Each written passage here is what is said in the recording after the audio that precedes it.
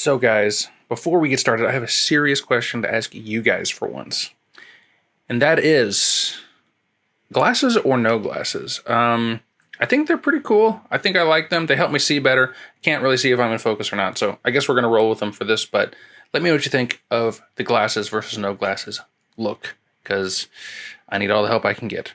Anyway, what we're really talking about today is some of the changes to the Lumix cameras that have been happening recently or over the years. I know a ton of people rightfully are still getting amazing use out of the GH5, while people like me might have moved on to the S5, the GH5 Mark II, things like that. Those old cameras, even the GH4, are doing some amazing work. Nigel Barros has barely started upgrading his cameras. D4 Darius just released a video using the G7 and the GH4. So, I mean, I started my channel basically on the GH4 talking about some of the things it does better than its later counterparts. But today I just want to reach out to those guys and remind the rest of you some of these changes that Lumix and Panasonic have made to their cameras over the years that I think are actually pretty darn cool. And we're also going to talk about some questionable choices that, well, anyway, we'll get to it. So first up, it's the autofocus. You know, I realize the S5 II is out, and that is a game-changingly good autofocus. But if you're still in the GH4 or the GH5, I just want to reach out and say the GH5 Mark II, the GH6, and the S5 all really are huge steps up in the DFD world. And of course, the S5 II is a giant leap above that. But if you never ever use autofocus on the GH4 or GH5 or even the GH5S, then you might be pleasantly surprised to know that you could use the autofocus on some of these newer GH models if you know what circumstance is correct for that type of use. Another thing is just all the little improvements to the resolutions, the bit depth at higher frame rates, color science, noise performance, all that stuff is huge. Obviously, the GH4 to the GH5, I'd say was about a stop better noise. And then the GH5S was leagues above that. And the GH6 is a lot better than the GH5 was as well. I mean, even the GH5 Mark II is like a half of a stop better in noise, just handles it just a little bit nicer, in my opinion. And Panasonic said the same. So yeah, I mean, rolling shutter, everything you can think of has just been incrementally improved. There's also been a ton of user interface improvements. The menus are better. They have more stuff per page. They're better laid out. There's little things like all over the place. Like you can see what your ISO is at when you set it into auto, which is something I do a lot, where I'll set it into auto and see kind of what ISO it says I should be at. And then I can set it manually or even leave it on ISO and just be confident that it's not going too high. Before, you'd set like auto ISO on the GH5 and you'd be like, I hope this is under 4,000. I don't know. Or you'd have to switch it to 4,000 and then switch back. It was just clunky, and it's a lot better that you can check your ISO in real time. There's also way more ways to customize the menus. You know, a lot of these cameras have had that Q menu, but you can now turn that into two different versions of the Q menu. You can turn on and off the tabs on the side. There's ways to reprogram and more things to program into all the custom buttons. There's custom menus. There's ways to filter your frame rates and resolutions in some cameras like the GH6.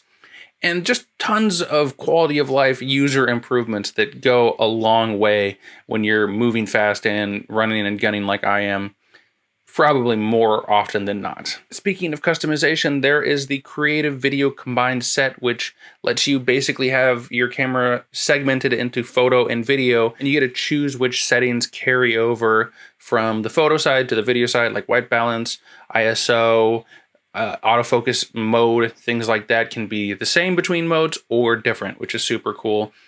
And speaking of custom settings and menus and all that stuff, the C1 through 3, the custom modes past the creative movie and photo modes, they can now be set in newer cameras like the S5 Mark II and the GH5 to actually retain information like changes in white balance and ISO, so that every time you turn your camera off or switch to a different mode, it doesn't reset every time, which finally makes those modes usable to me. So that's a change that I'm really glad we have. And I have to say the audio interface and quality has been a huge upgrade in the recent cameras. The audio was always good, but for people doing live events, music, weddings, the audio was just way too hot. It was so loud. You can only go to negative 12 dBs. There was no limiters. There was no nothing. And I have to say that you can oftentimes go to negative 18 dBs. That's the S5 II, the GH6. Even the GH5 Mark II has that new audio board that lets you go to negative 18 dBs. And there is, in some of those cameras, I'm not sure which ones exactly. I know the GH6 has a low gain circuit and a limiter. So you can go from a standard gain to a low gain for audio, and you can go to negative 18, and you could put a limiter on. So you could be in a mosh pit of a death metal concert and probably get really good audio still that sounds pretty clean. And with the older cameras like the GH5, I would get like blown out audio like for speeches during a wedding, not even like the dancing and the music stuff. So, and the quality of that is much improved as well. There's also 4-channel recording on the GH6, which lets you record with the XLR1 adapter, both of those channels, as well as the regular mic input on the side of the camera, giving you like 1 stereo track and 2 mono tracks, I think they are. Basically giving you 3 sources of audio directly into camera, which could be pretty awesome for certain types of shooters or for clients who just want like a raw footage of an event or something like that, where syncing them in post would be a whole extra step. And another thing that I love is the linear focus that was added to, I think even the G9 has it, but the GH5 Mark II, the S5, anything in the S series I think has it, and of course the GH6 as well, all can now program even your fly-by-wire lenses to have a smooth, linear, repeatable action. And you can even set the degrees anywhere from like 45 to like 1080, which is like not even physically possible. But it is thanks to fly-by-wire and this linear control. So the autofocus is better, the image quality is better, the manual focus is better, and there's just been all these really positive changes that I feel like have come from the community and Panasonic listening to us. But there are a few things that are bad / could be just different that I wanted to go over. One would be those new menus and all those new frame rates and options come with a bit of a learning curve. Even me coming straight from the GH5 Mark II, the most recent GH camera, to the GH6 was a bit of a jump, more than I expected. And I tried to like get the camera, take it out of the box and run to a shoot with it. And I just wasn't 100% comfortable just picking up and going with that camera. Same kind of going from the GH5 to the S5, but it wasn't as much. Just expect there to be a little bit of idiosyncrasies. That's not how you say that. Oh my. Anyway, there's a few things that aren't quite the same and might not line up with the old cameras. So just keep that in mind and take some time out to really watch some YouTube videos, read the manual, or just use the camera to get comfortable with it. Another thing, let me actually get an example here. Okay, so another example. I've got the S5 here, the original, and one thing that people sometimes don't care and sometimes really hate is the shutter is a very soft shutter now. I've never had an issue with it myself, but a lot of people will half press to get focus and full press to take the photo. And with a soft shutter, it's a little harder to tell because there's not that really solid haptic feedback. So that's to take it or leave it. It could be good, could be bad, or could be I don't care, which I think I'm in the I don't care camp, but if I'm going to be honest, I think I do slightly prefer the old style of clicky shutter. Another trend is just going to be a few missing features that just aren't present in the GH6 or the S5 Mark II or the S5 or, certain cameras that were in previous cameras. So a lot of these 6K photo and especially the pre-burst, which would retroactively capture what happened just before you hit the shutter, that's gone on the GH6 and some of the other things like the S5 Mark II replaced with a super high frame rate, like 75 frames per second, super burst mode, which is a good thing and a bad thing because you're getting raw images, you're getting super high resolution, but you're also missing that pre-burst and some of the old features people used to like. So that's a bit of a disappointment, along with certain things like post-focus is gone in a lot of the new cameras.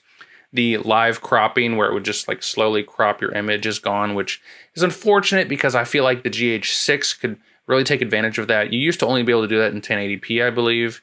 And with the almost 6K sensor of the S5 Mark II or the GH6, I feel like you could maybe get that to work in 4K, which is it's really great for like wedding details, which is what I do a lot of, where you can get those simulated camera moves for your editor. If it was me, I wouldn't do it, but for my editors, it makes things easy. It helps you turn things around quickly, and it just looks nice, especially, and even if the wedding, like the couple gets the raw footage, that's another thing. So, and while some of these audio improvements are definitely worth it, it is notable that some people have a hard time understanding why you can't disable some of the audio tracks on the GH6 and maybe the S5 Mark II, where you always have 4 channels of audio when you bring that footage in, which muddies up your timeline. It's really hard to chop those all out and then reconnect the footage and all that stuff in Premiere.